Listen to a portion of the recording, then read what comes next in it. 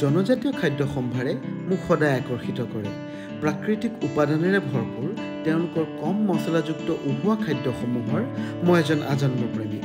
সেয়েহে সুবিধা পালে পোলাও ফ্ৰাইড ৰাইচতকৈ মই ককোৱা বাও ৰঙা ভাত বাঁহগাজেৰে উহোৱা মুৰ্গীৰ মাংসক বেছি প্ৰাধান্য দিওঁ।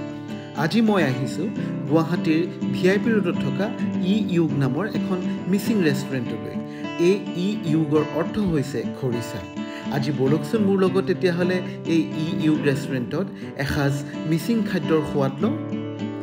সৰু যদিও সুন্দৰকৈ সজোৱা তথা অতি পৰিষ্কাৰ ইউগ ৰেষ্টুৰেণ্টখনত সোমাই মনটো ভাল লাগি আহিল। আৰু আমি তাত ইউগ স্পেচিয়েল থালিখন অৰ্ডাৰ কৰিলোঁ। কিন্তু যিহেতু আমি কোনেও গাহৰি নাখাওঁ, গতিকে গাহৰিৰ যিমানবোৰ আইটেম আছিলে আমি সকলোবোৰ কনভাৰ্ট কৰি ল'লোঁ কুকুৰাৰ মাংসলৈ।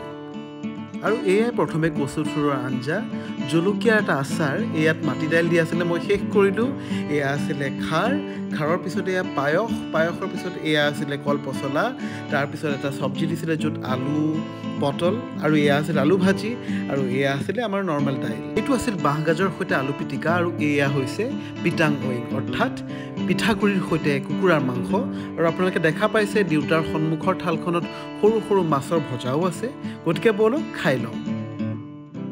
যিহেতু মিচিংসকলৰ খাদ্য প্ৰস্তুতকৰণত তেলৰ ব্যৱহাৰ খুব কম, গতিকে আমি সকলোৱে উদৰ পূৰাই এসাঁজ বৰ ভালকৈ খালোঁ। আৰু মাছে মাংসই উদৰ পূৰাই খোৱাৰ পিছত আমাৰ বিল আহিল 1530 টকা।